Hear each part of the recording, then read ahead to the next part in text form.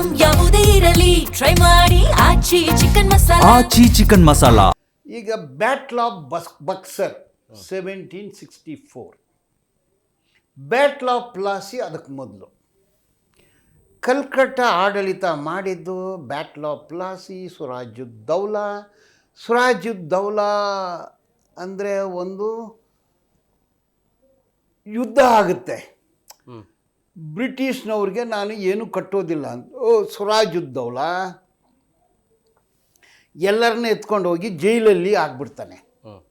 Robert ಕ್ಲೈವು ಚೆನ್ನೈಯಲ್ಲಿರ್ತಾನೆ. Robert ಕ್ಲೈವು 700 ಸೈನಿಕರನ್ನು ಕರೆದುಕೊಂಡು ಅವನು ಹೂಗ್ಲಿ ರಿವರ್, ಈಗ ಕಲ್ಕಟ್ಟ ಇದಲ್ಲ, ಅಲ್ಲಿ ಹೋಗಿ ಯುದ್ಧ ಆಗುತ್ತೆ. ಯುದ್ಧದಲ್ಲಿ ಸಿರಾಜುದ್ದೌಲಾ ಸೋಲ್ತಾನೆ, ರಾಬರ್ಟ್ ಕ್ಲೈವ್ ಗೆಲ್ತಾನೆ. ಅಂದರೆ ಇದು ಆನಂದ ಮತ್ತು ಕುತೂಹಲ ಏನಂದರೆ, ಸಿರಾಜುದ್ದೌಲಾನ ಸೋಲಿಸಿದ್ನಲ್ಲ ರಾಬರ್ಟ್ ಕ್ಲೈವ್, ಆವಾಗ ಒಂದೇ ಮಾತ್ರ ತಾಯೇ ನಮಸ್ಕಾರ ಅಂದು ಒಂದು ಅರ್ಥದಲ್ಲಿ ಬರುತ್ತೆ. ಹಾಗಂದರೆ ಈಗ ಒಂದು ತಾಯಿ ಸೋತಿದ್ದಾಳೆ, ಒಂದು ತಾಯಿ ಗೆದ್ದಿದ್ದಾಳೆ. ಸೋತ ತಾಯಿ ಯಾರು, ಗೆದ್ದ ತಾಯಿ ಯಾರು? ಹಂಗೆ ಒಂದೇ ಮಾತ್ರ ತಾಯೇ ನಮಸ್ಕಾರ ಅಂದರೆ ಆ ಬ್ಯಾಟ್ಲ್ ಆಫ್ ಪ್ಲಾಸಿನಲ್ಲಿ ಒಂದು ತಾಯಿ ಸೋಲ್ತಾಳೆ, ಒಂದು ತಾಯಿ ಗೆಲ್ತಾಳೆ. ಗೆದ್ದ ತಾಯಿ ಬ್ರಿಟಿಷ್ ತಾಯಿ ರಾಬರ್ಟ್ ಕ್ಲೈವು ಲೂಟಿ ಮಾಡೋಕ್ಕೆ ಬಂದಿರೋನು, ದೇಶವನ್ನು ಲೂಟಿ ಮಾಡಿಕೊಂಡು ಹೋಗಿರೋನು. ಸೊ ಅವನು ಗೆಲ್ತಾನೆ, ಇವನು ಸೋಲ್ತಾನೆ.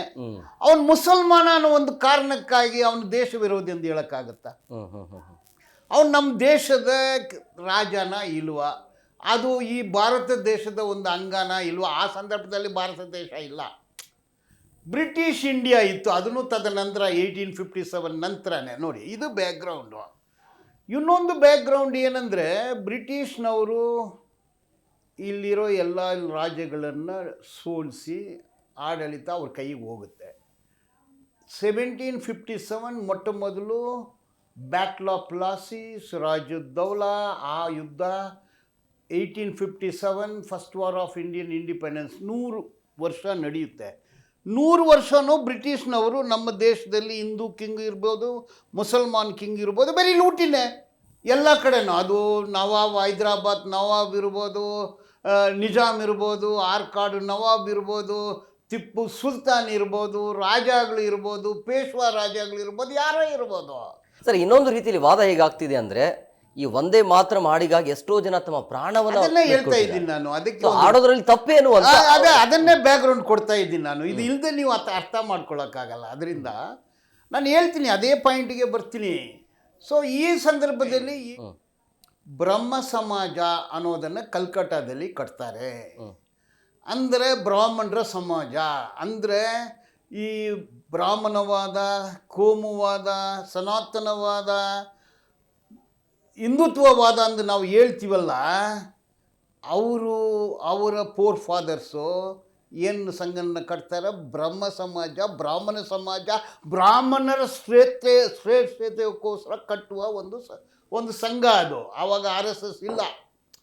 1875 ಅದನ್ನು ಹೆಂಗೆ ಬದಲಾವಣೆ ಮಾಡ್ತಾರೆ ಅಂದರೆ, ಆರ್ಯ ಸಮಾಜ ಅಂದರೆ ಬ್ರಾಹ್ಮಣ ಸಮಾಜ ಬಿಟ್ಟು ಬ್ರಾಹ್ಮಣರು, ಕ್ಷತ್ರಿಯರು, ವೈಶ್ಯರನ್ನೂ ಸೇರಿಕೊಂಡು ಆರ್ಯ ಸಮಾಜ ಅಂತ ಕಟ್ತಾರೆ. ಹಿಂದೂ ಸಮಾಜ ಅಂತ ಕಟ್ಟಿಲ್ಲ.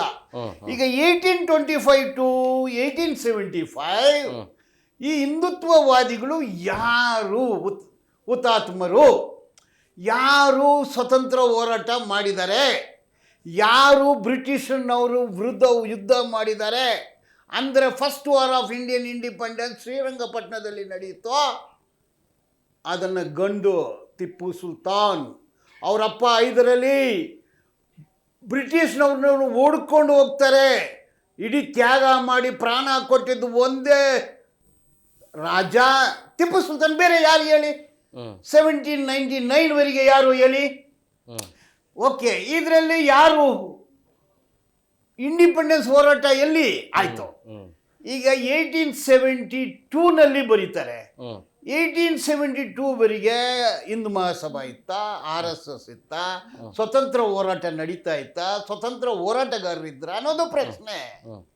ಹಾಗಂದ್ರೆ 1872ವರೆಗೆ ಸ್ವತಂತ್ರ ಹೋರಾಟ ಎಲ್ಲಿ ಆಯಿತು? ಯಾರು ಹುತಾತ್ಮರು, ಯಾರು ಸತ್ತಿದ್ದಾರೆ? ನೀವು ಆ ಬ್ರಿಟಿಷ್ ಕಲ್ಕಟ್ಟಾದ ಹಿಸ್ಟ್ರಿ ನೋಡಿದರೆ ಬನಿಯಾಗಳು ಅವ್ರ ಜೊತೆ ಹೊಂದಾಣಿಕೆ ಮಾಡ್ಕೊಳ್ತಾರೆ, ಬನಿಯಾಗಳು ಹೊಂದಾಣಿಕೆ ಮಾಡ್ಕೊಳ್ತಾರೆ, ಕ್ಷತ್ರಿಯರು ಹೊಂದಾಣಿಕೆ ಮಾಡ್ಕೊಳ್ತಾರೆ. ಎಲ್ಲಿ ಸ್ವತಂತ್ರ ಹೋರಾಟ? 1913ನೇ ಇಸವಿಯಲ್ಲಿ ಹಿಂದೂ ಮಹಾಸಭಾ ಸ್ಥಾಪನೆ ಆಗುತ್ತೆ. 1925ನೇ ಇಸವಿಯಲ್ಲಿ RSS ಸ್ಥಾಪನೆ ಆಗುತ್ತೆ. ಮತ್ತೆ ಅಪ್ ಟು 1925 ಸ್ವತಂತ್ರ ಹೋರಾಟಗಾರರು ಯಾರು? ಒಂದೇ ಮಾತ್ರಮ್ಮನ್ನ ಪದವನ್ನು ಉಪಯೋಗ ಮಾಡಿ ಹುತಾತ್ಮರು ಸಾವಿರಾರು ಜನ. ಎಲ್ಲಿ ನೀವು ಡೆಲ್ಲಿನಲ್ಲಿ ಹೋಗಿ ಎಷ್ಟು ಜನ ಹುತಾತ್ಮರು ಸ್ವತಂತ್ರ ಹೋರಾಟದಲ್ಲಿ ಅಂದಿದೆ? ಒಂದು ಬ್ರಾಹ್ಮಣರಿದ್ದಾರೆ ತೋರಿಸಿ, ಒಂದು ಕ್ಷತ್ರಿಯರಿದ್ದಾರೆ ತೋರಿಸಿ, ಒಂದು ವೈಶ್ಯರಿದ್ದಾರೆ ತೋರಿಸಿ. ನೀವು ಯಾರು ಸ್ವತಂತ್ರ ಹೋರಾಟ ಮಾಡಿರೋರು? ಬ್ರಹ್ಮ ಸಮಾಜದವರ, ಆರ್ಯ ಸಮಾಜದವರ, ಹಿಂದೂ ಮಹಾಸಭಾದವರ, RSSನವರ? RSSನವರು ಕಬಡ್ಡಿ ಆಡ್ತಿದ್ರು ಸ್ವತಂತ್ರ ಹೋರಾಟ ಕಾಲದಲ್ಲಿ. ಯಾರು ಒಂದೇ ಮಾತ್ರ ಮಂದಿ ಹೇಳಿ ಪ್ರಾಣ ಕೊಟ್ಟಿರೋರು ಯಾರು? ನೀವು ಹೇಳಿ ಸರ್ ಈಗ.